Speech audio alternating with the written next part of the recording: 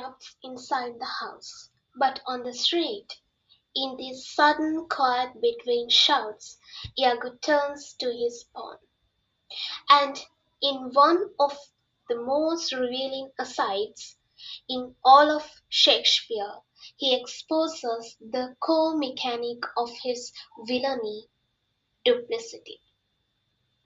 Welcome to part 15. The trap has been sprung.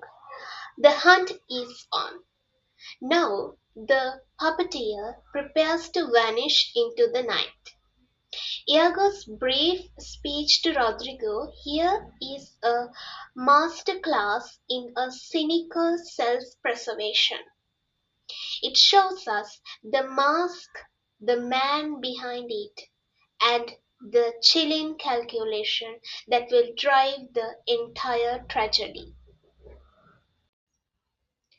Then Iago speaks, and his first concern isn't Othello or Desdemona or justice. It's his own reputation. Right.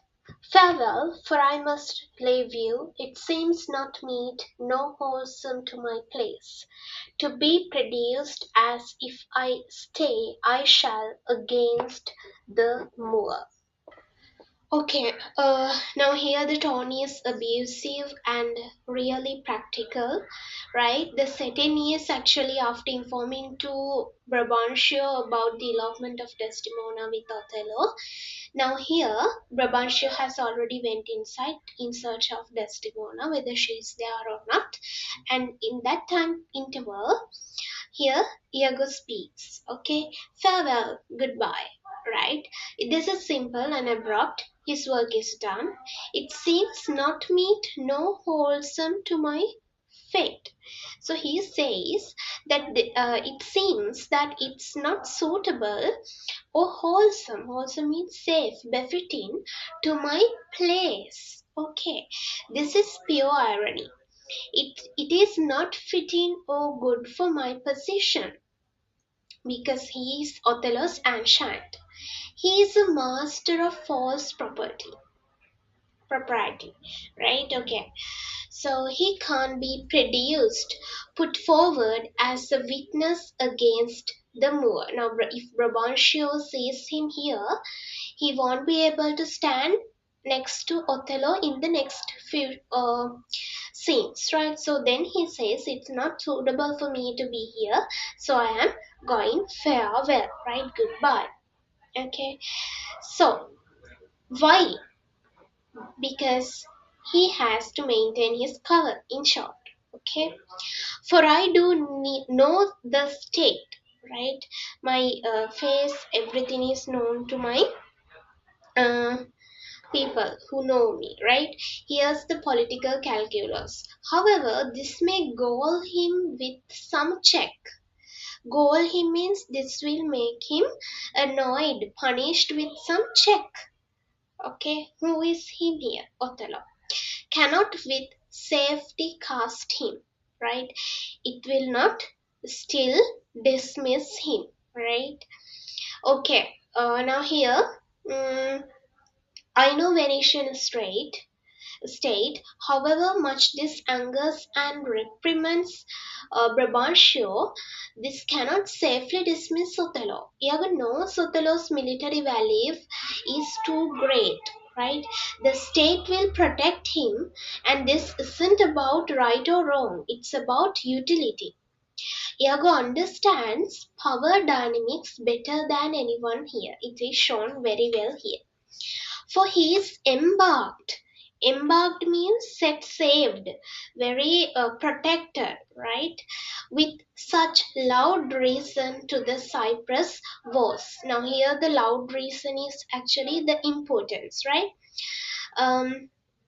And which even now stand in act that for their souls another of his father they have none, right? Father means actually someone similar to him.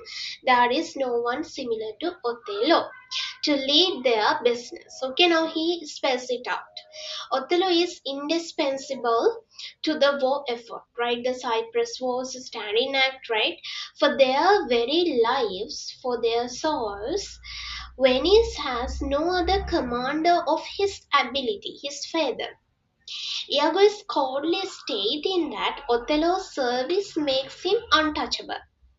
He's really professional, right? This is the real politic that Brabantio in his rage is blind to. Okay, now then, in which regard, though I do hate him as I do hell pains. Now see the repetition, right? I do. And here he says with a simile, I do hate him as I do hell pains, right? Simile. And also you can see the alliteration here of the her sound, which highlights the anger, auditory imagery, right? This is a simile with religious metaphoric language, with a reference to religious awareness. However, this is the confession. Though I hate him as much as he hell's torments, pure, unadulterated malice, yet for the necessity of my current livelihood, pure practical survival, I must show out a flag, right? A flag and sign of love. Here, the flag is the symbol of the allegiance you fly on your ship. It's public, visible, and false. His love is a performative signal, which is indeed but sign. It is all a show. This is the operating manual for Iago's entire character.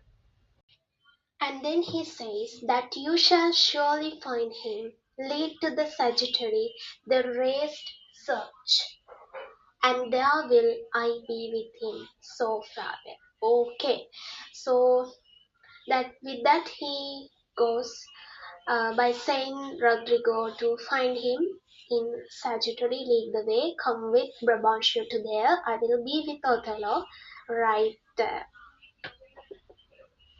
Okay, so here Iago's character is very well developed. Iago is a person who is far-sighted, opportunistic, clever, smart, cunning, betrayed, right? He has betrayal, hatred, aggressive, pretenseful, selfish, dishonest, disloyal, right? Everything is here with him. And then other than that, he has no guilt, right? He has no guilt of what he is doing. And the themes like hatred, selfishness, appearance versus reality, pretense, villainy, betrayal, color and racial development, the discrimination development, and national identity can be seen here. Now, this is with a classical gloomy theme where racial discrimination, ethnic discrimination despises, right?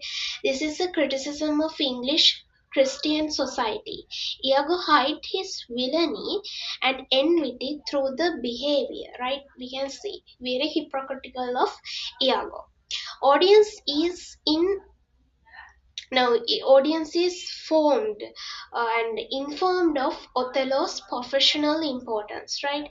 There's no one who can compare with Othello. However, see the lack of guilt in Iago, right? He lacks honesty, loyalty, because he is a character with willful villainy. Okay, this part of Shakespeare's drama gives us this aside for three reasons. Right now, this is an aside, right? Okay. First is for the exposition.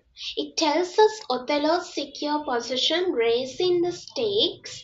Brabantio is charging into a political brick well. Second one is the character revelation. It explicitly states Iago's hatred and his method, the false flag. We are now complicit in his secret. Third one, dramatic irony. We now know more than Brabantio and Roderigo. We watch the coming collision with dreadful foresight. Iago exits, melting into the night. Rodrigo is left alone on stage as Brabantio and his armed men burst out of the house.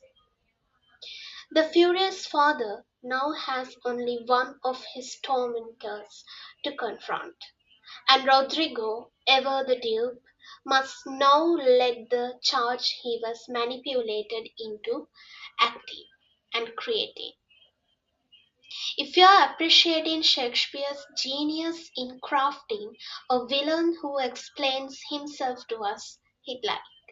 Subscribe to see the alarmed and armed mob to take the streets.